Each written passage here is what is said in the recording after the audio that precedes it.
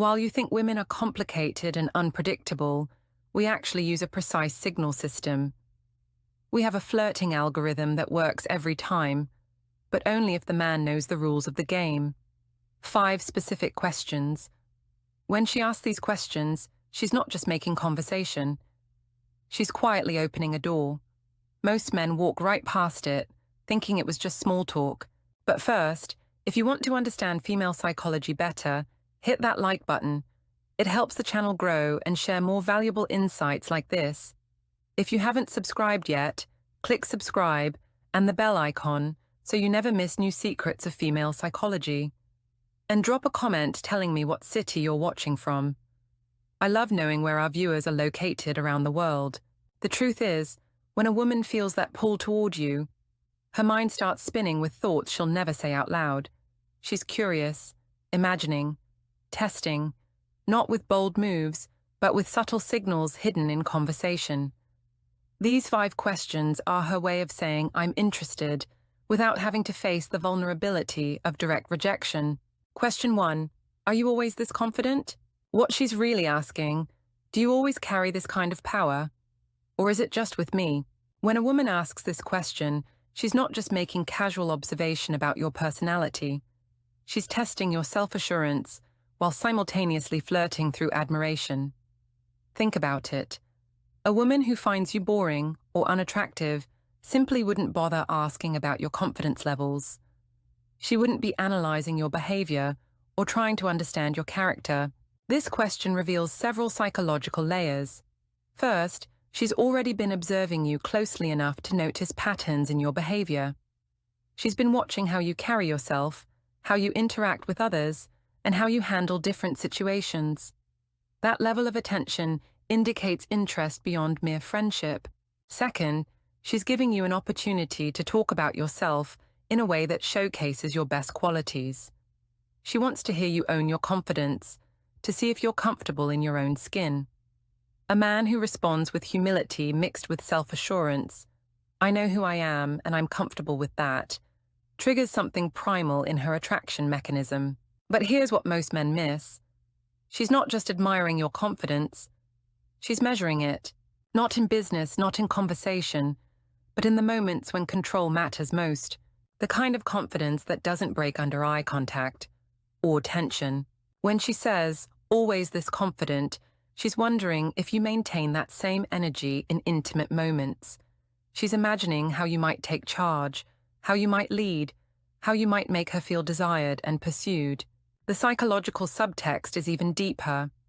Confidence in men signals genetic fitness, emotional stability, and the ability to provide security, all evolutionary triggers for female attraction. When she asks this question, her subconscious is already evaluating you as a potential intimate partner. Women are incredibly attuned to authenticity. If your confidence is genuine, rooted in self-respect and life experience, she can sense it. And that authentic confidence is intoxicating to women because it promises an experience where she can let go of control and trust your leadership. The next question gets even more direct. Question 2. What's your type? What's really happening? She's comparing herself to what turns you on. This question is calibration disguised as casual curiosity. When a woman asks about your type, she's not conducting a sociological survey. She's fishing for information about whether she fits your desires, and more importantly, she's opening the door for you to notice and appreciate her specific qualities. Here's the psychological reality. If she wasn't attracted to you, she wouldn't care about your preferences. Think about all the men whose type you've never wondered about. They're the ones who don't trigger your interest. But when a woman is drawn to you, suddenly your preferences become fascinating because she wants to embody them. Watch for the follow-up questions. If she probes deeper about physical attributes, do you prefer blondes or brunettes? Or are you into fitness girls? She's not just curious, she's comparing. She's mentally checking off boxes, seeing how many of your stated preferences she can fulfill. But it goes beyond physical traits. When she asks about personality types or relationship preferences, it's not just small talk. She's mapping out your emotional wiring. and quietly scanning for what turns you on without ever saying those words. She wants to know what pulls you in and whether she can become it. Do you like independent women or more traditional types? Isn't academic interest? It's her way of figuring out how to position herself in your mind. The most revealing version of this question comes when she asks about your experiences. What was your last girlfriend like? Or what attracts you to someone? These aren't innocent inquiries about your romantic history. She's studying your patterns, understanding what made other women irresistible to you, and figuring out how to trigger those same responses. There's also a competitive element here that most men don't recognize. Women are acutely aware of other women who might be competition. When she asks about your type, she's also assessing the field, figuring out what she's up against and how she can differentiate herself from other women in your orbit. The smartest response acknowledges her uniqueness while being slightly mysterious. I don't really have a type. I'm more attracted to energy and authenticity than specific looks, tells her that she has a chance while keeping her curious about what exactly captivates you about her. But the third question is almost a direct invitation. Question 3. So, what would we even do if I came over? This is an invitation wrapped in a joke. Let me be crystal clear about what's happening here. No woman asks this question unless she's already mentally prepared for the possibility of coming over. She's not conducting a hypothetical thought experiment about your entertainment options. She's giving you an opening to escalate while maintaining plausible deniability if you don't pick up on the signal. This question is brilliant female psychology in action. By framing it as, what would we do? She's accomplishing several things simultaneously. She's testing whether you'll suggest something intimate or keep things safely platonic. She's giving you permission to be slightly bold in your response, and she's creating a scenario where you can invite her over without seeming too forward. The if in the question is crucial. It's not when I come over, that would be too direct, too vulnerable. The if gives her an escape route if you respond poorly or seem uninterested. But make no mistake, she's hoping you'll turn that if into a when. Pay attention to how she asks it. If there's a playful tone, if she's smiling, if she seems genuinely curious about your answer, she's not just making conversation. She's opening a door and seeing if you're brave enough to walk through it. This question often comes after she's already been to your place mentally. She's been wondering about your living situation, imagining what it would be like to be alone with you, thinking about the possibilities. The question is her way of moving from imagination to potential reality. The key is in your response. If you suggest watching a movie or having dinner, you're missing the subtext. If you confidently suggest something that creates opportunity for physical closeness, we'd probably start with wine and see where the conversation takes us. You're speaking her language. But here's what separates confident men from clueless ones. Recognizing that this question is her way of saying, I'm ready if you are. She's not asking because she's bored or needs entertainment suggestions. She's asking because she's attracted and wants to create an opportunity for intimacy. The fourth question taps into something even more primal. Question 4. Do you always smell this good? This isn't just a compliment, it's instinct. Scent is one of the most powerful triggers of female arousal.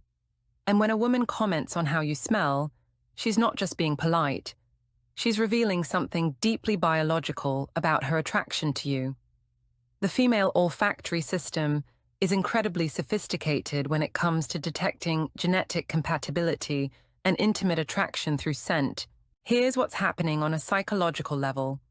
When she notices and comments on your scent, it means she's been close enough to register it, and more importantly, her brain has categorized it as appealing.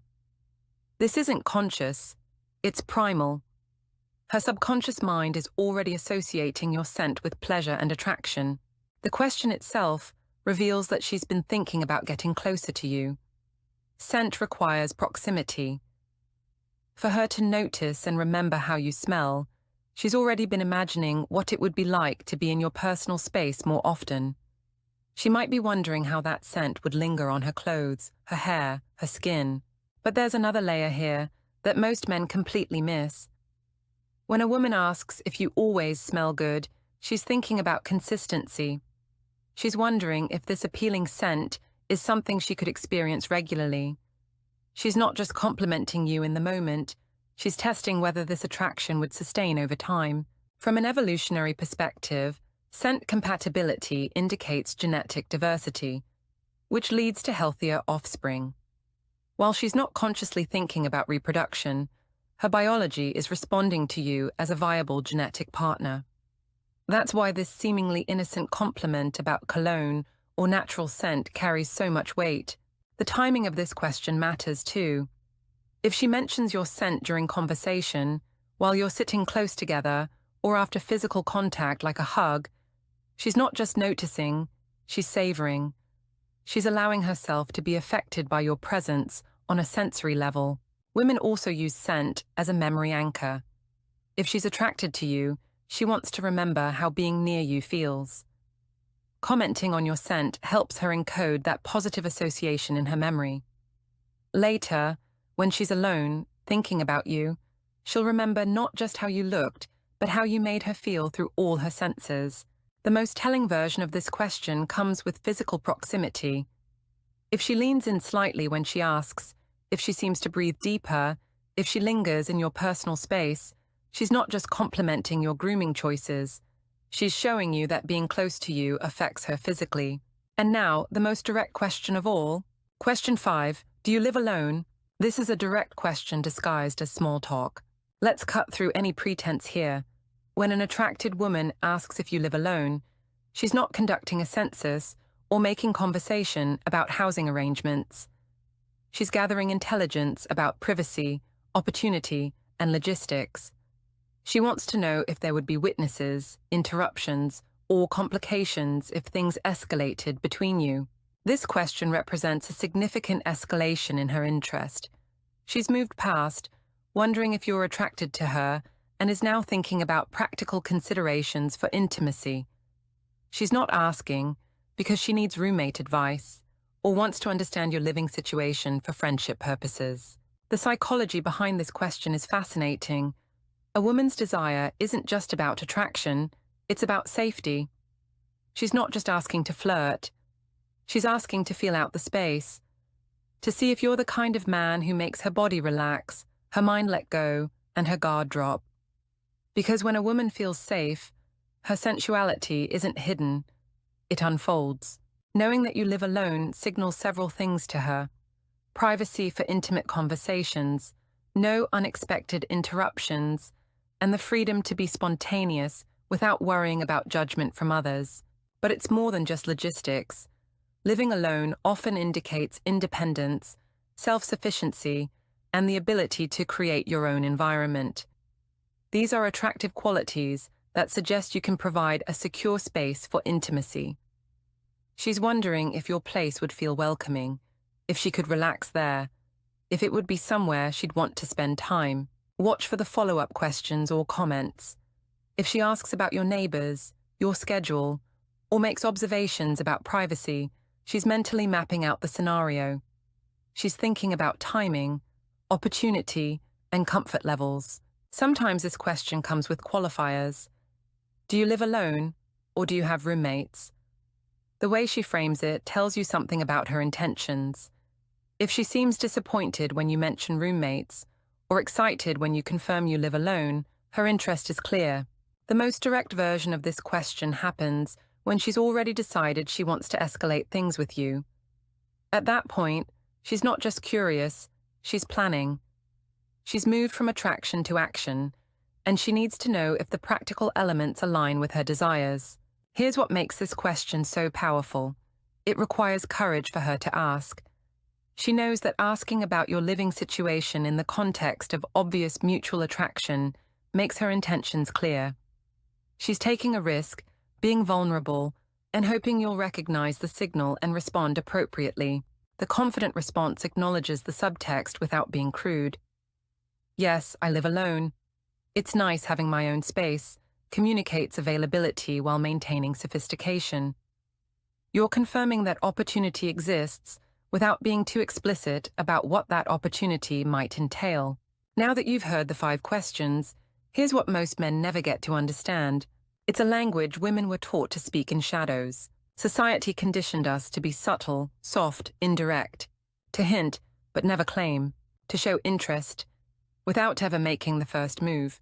Because the moment a woman owns her desire too openly, she's labeled, dismissed, misunderstood. So instead, she lets the questions do the talking. And if you're the kind of man who listens between the lines, you'll hear exactly what she's really saying. The most important thing to remember is that these questions rarely come in isolation. If you're hearing multiple questions from this list, especially in the same conversation or over a short period of time, she's not just curious, she's actively pursuing you. She's moved from passive attraction to active interest, and she's giving you every opportunity to recognize and reciprocate that interest.